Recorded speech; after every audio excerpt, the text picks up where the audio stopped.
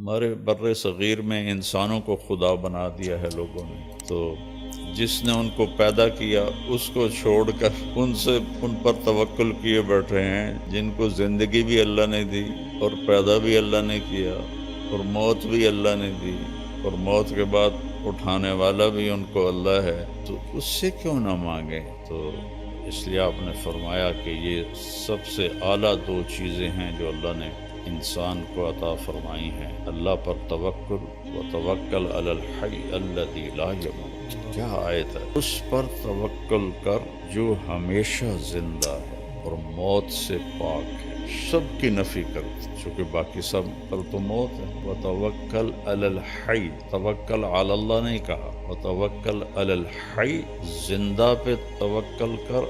اور کون سا زندہ؟ زندہ تو میں بھی ہوں، آپ بھی ہیں، الذی لا یموت، جو موت سے پاک ہے۔ وسبح بحمدہ، اسی کی تسبیح پڑھ، اسی کو یاد کر۔ وکفیٰ بربک بذنوب عبادہ خبیرا بصیرا، اور تیرا رب تمہاری غلطیاں، تمہاری کوتاہیاں سب جانتا ہے، سب دیکھتا ہے۔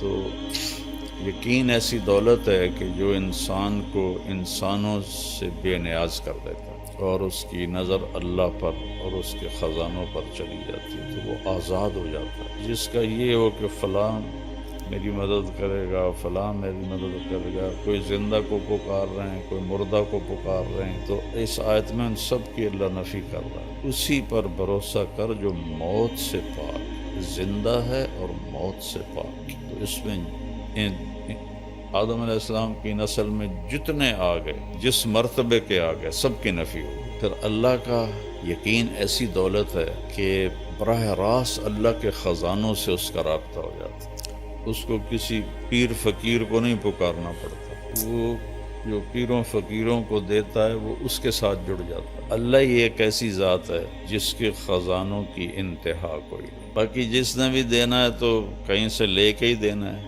اللہ وہ ہے جس کو دینے کے لیے کہیں سے لینا نہیں پڑتا اور کرنے کے لیے کچھ کرنا نہیں پڑتا، اور پھر وہ ہر وقت حاضر ہے۔ اقرب الیہ من حبل الورید، تیری یہ جو رگ ہے اس کو حبل الورید کہتے ہیں، شہرک، جس کے کٹنے سے موت واقع ہو جاتی ہے۔ اللہ تعالیٰ فرما رہے ہیں یہ دیکھ رہے ہو یہ تمہاری رگ کتنی قریب ہے، میں اس سے بھی زیادہ تمہارے قریب ہوں۔ اردو میں پکارو، ہندی میں 6010 زبانیں، 6010 زبانیں اس وقت بولی جا رہی، میں نے پڑھا تھا 6010 زبانیں بولی جا رہی، اور ہر زبان کے حروف، الفاظ الگ الگ، تو اللہ سب کی سنتا ہے، سب کی سمجھتا ہے۔ 7 ارب انسان ہیں یا 8 ارب، سارے اکٹھے مل کے بھی اللہ کو پکاریں اور مانگیں تو لا یشغلہ سمع عن سمع ولا یلہیہ قول عن قول،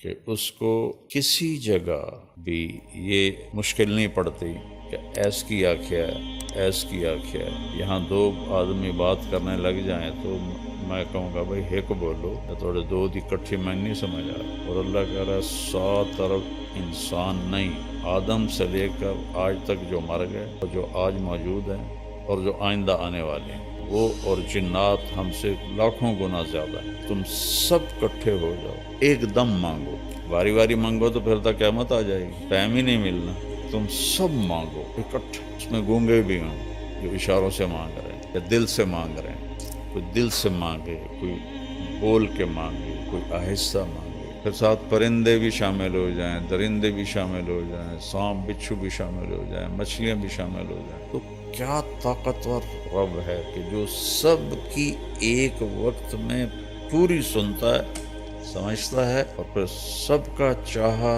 ان کو دے دے تو اس کے خزانوں میں ایک قطرے کے برابر کمی نہیں آتی۔ یقین بہت بڑی دولت۔ ہمارے بر صغیر میں انسانوں کو خدا بنا دیا ہے لوگوں نے، تو جس نے ان کو پیدا کیا اس کو چھوڑ کر ان پر توکل کیے بیٹھے ہیں جن کو زندگی بھی اللہ نے دی اور پیدا بھی اللہ نے کیا اور موت بھی اللہ نے دی اور موت کے بعد اٹھانے والا بھی ان کو اللہ ہے، تو اس سے کیوں نہ مانگیں؟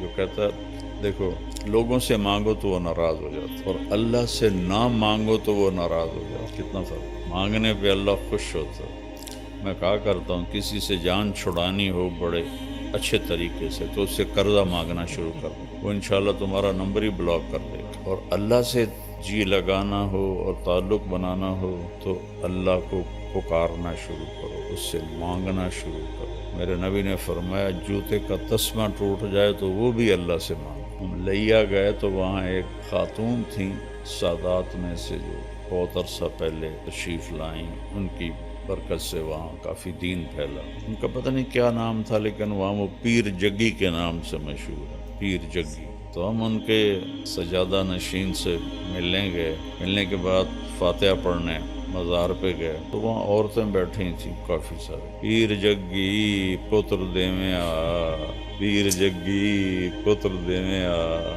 یہ اب ہمارے ساتھ ہے نا کھبیاں والا، وہاں ایک ہوتا تھا اللہ بخش، ہماری برادری کا تھا، رشتہ دار نہیں تھا۔ تو میں تو لمبے سے آ رہا تھا تو میں نے دیکھا وہ اپنے باغ میں درخت کے نیچے، آم کے درخت کے نیچے بیٹھا تھا۔ میں نے گاڑی روک لی، میں جا کے ملا، بڑا خوش ہویا۔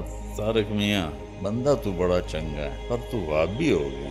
میں کہ میں تو نہیں وہابی ہویا، تینوں کیا آکھیا؟ میں کہ وہابی کون ہوندے کہ جڑے پیراں نو نہ منن؟ میں تو آپ مرید ہاں قادریہ سلسلے چ، پیراں نو منے نہ، پر میں نا پیر پتر نہیں دیندے، پتر اللہ دیندا۔ ایہ تا گل ہوئی، پیر بھی پتر دیندے، انہاں دا کوٹا ہوندا اللہ کول، اس کوٹے چوں لے کے تے او دیندے۔ اتنی اللہ سے نا آشنائی ہے، اتنی اللہ سے بیگانگی ہے، نہ قرآن پڑھتے ہیں نہ نبی کی زندگی پڑھتے ہیں۔ یہ اولیاء کرام کی کتابیں لکھی ہوئی ہیں جن کی کوئی سند کوئی نہیں، جن کی کوئی ثبوت کوئی نہیں، ان کی جھوٹی سچی کرامتیں، اسی پر ہی سارا کچھ ہوا۔ خواجہ صاحب بتا رہے تھے کہ ایک جگہ جمعہ پڑھنے گئے تو خطیب صاحب مسجد پر ہی تقریر کر رہے تھے کہ ایک شیخ عبدالقادر جیلانی رحمۃ اللہ تعالی علیہ کا مریدنی کا بیٹا فوت ہو گیا۔ تو وہ آئی کہ حضرت میرا تا بیٹا فوت ہو کے میں تو واپس لے دے۔ انہوں نے فرمایا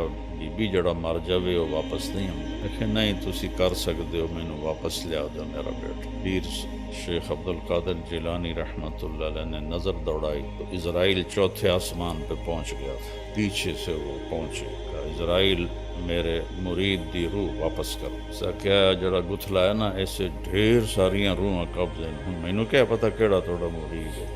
کہ اوے جزرائیل آج میرے مرید دے توفیل سب زندہ ہون گے، تو گتھلی کھول دیتی، سارے زندہ ہو گئے۔ جہاں ایسے خطیب بات کر رہے ہیں لوگ سبحان اللہ کہیں، کہاں گیا ایمان، کہاں گیا یقین؟ اس لیے اللہ کے نبی نے کہا کہ یقین سے بڑھ کر اللہ نے کوئی نعمت نہیں دی، عافیت سے بڑھ کر اللہ نے کوئی نعمت نہیں دی۔